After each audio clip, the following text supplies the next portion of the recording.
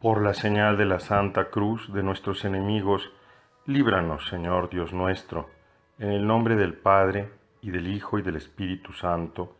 Amén. Señor mío y Dios mío, creo firmemente que estás aquí, que me ves, que me oyes. Te adoro con profunda reverencia. Te pido perdón de mis pecados y gracia para hacer con fruto este rato de oración. Madre mía Inmaculada, San José, mi Padre y Señor, Ángel de mi guarda, intercedan por mí. Segundo domingo del tiempo de la Cuaresma.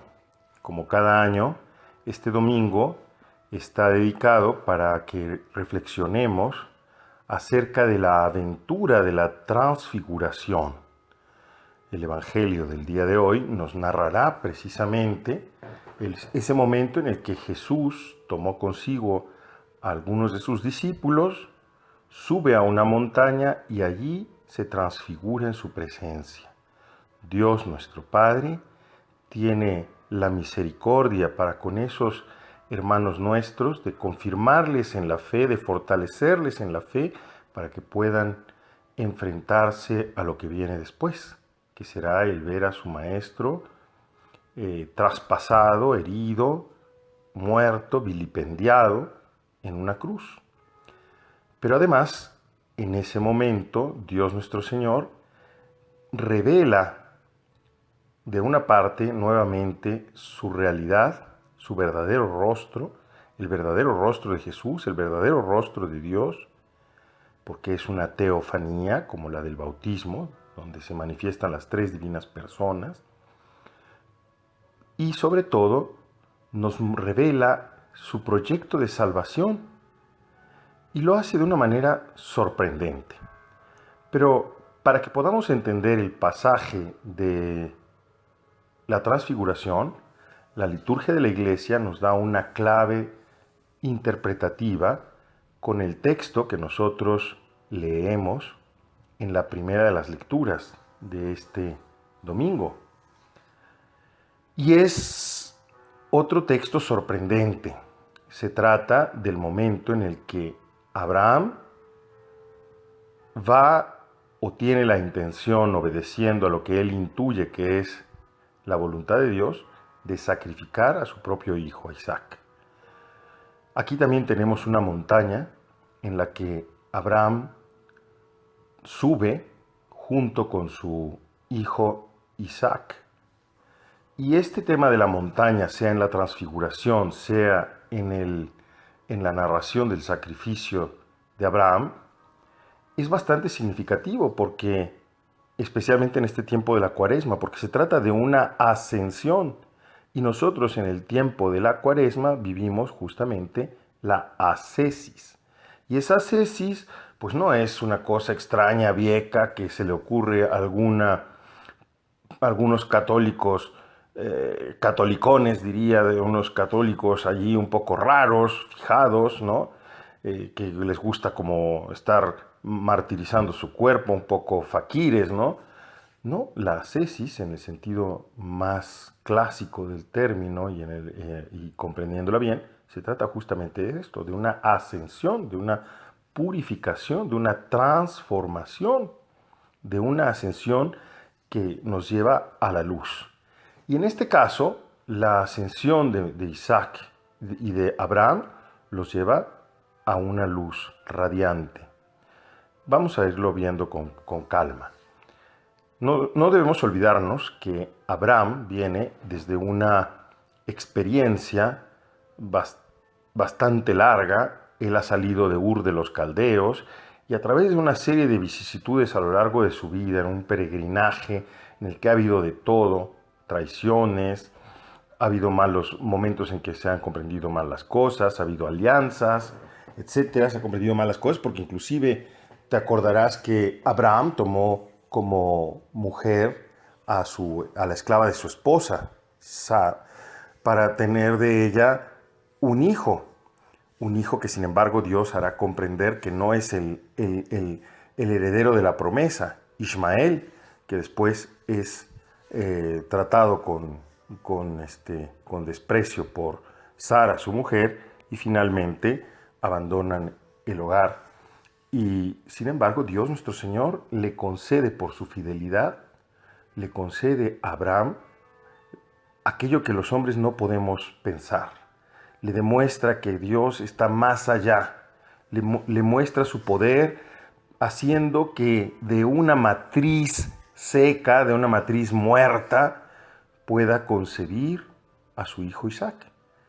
Pues, sin embargo, en esta peregrinación de fe de Abraham, ahora nos encontramos con que Abraham, llegado a la tierra donde se establecerá y donde se establecerá su descendencia de manera definitiva solo después de la liberación de la esclavitud de Egipto, pues es una tierra habitada por los cananeos que practican los sacrificios humanos.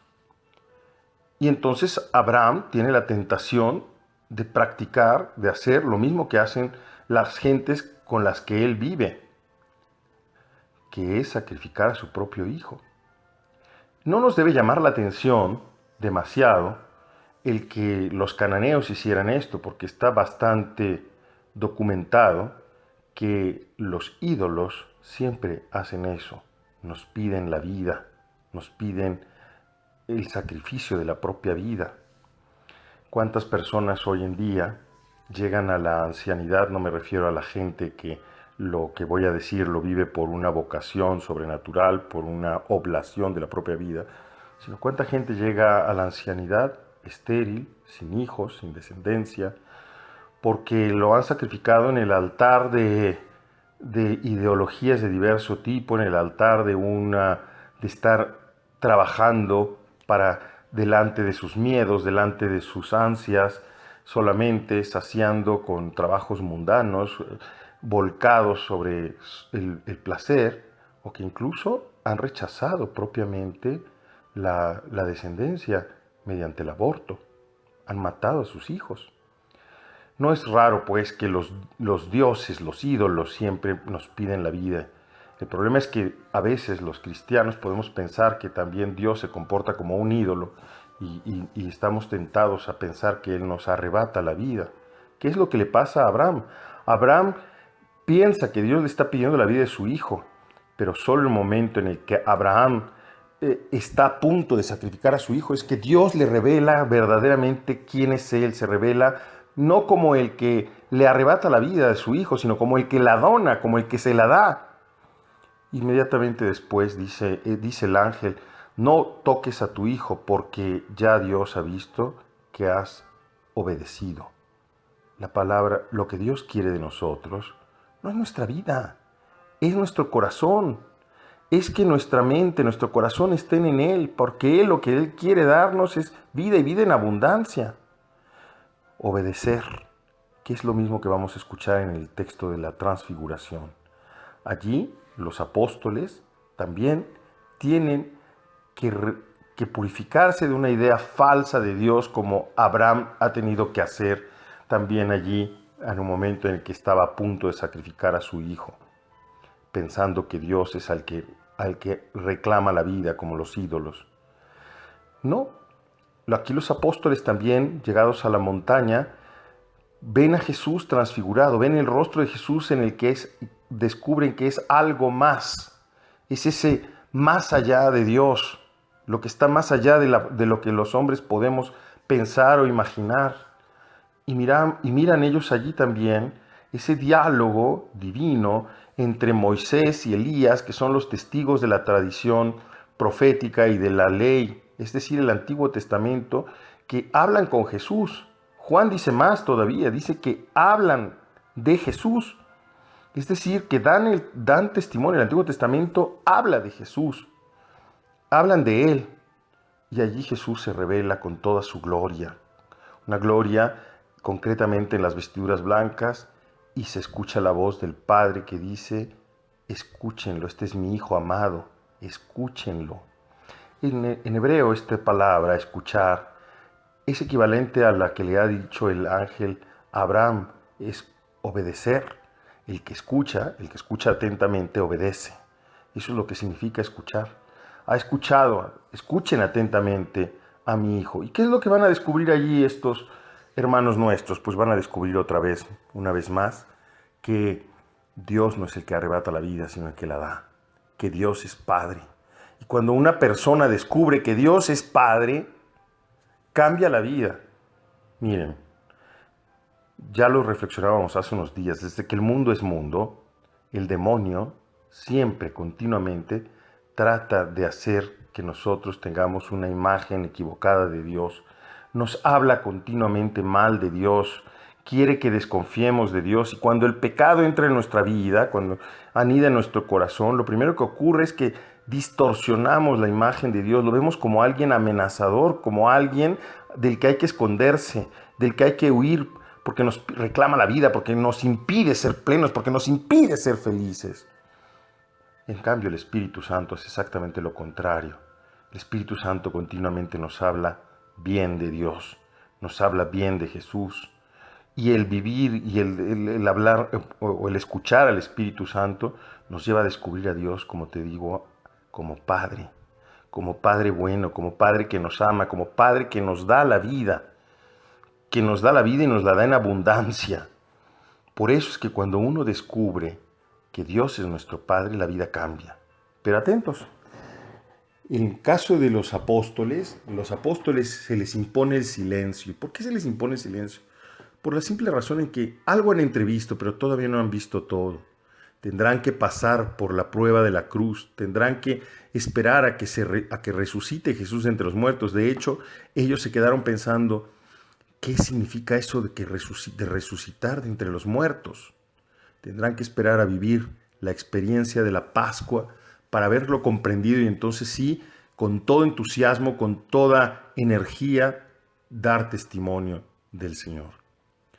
Pues queridos amigos, la Cuaresma es justamente este tiempo de ascesis, de ascensión para la luz pascual, para transformarnos y para transformar concretamente nuestra imagen de Dios, de tal suerte que aprendamos a confiarnos a Él, a abandonarnos en Él para recibir la vida que Él quiere darnos y para compartir la vida con Él. Él, como decía el Papa Benedicto XVI a los jóvenes en Colonia, no nos quita nada, nos lo da todo. Te doy gracias, Dios mío, por los buenos propósitos, afectos e inspiraciones que me has comunicado en esta meditación. Te pido ayuda para ponerlos en práctica. Madre mía Inmaculada, San José, mi Padre y Señor, Ángel de mi guarda, intercedan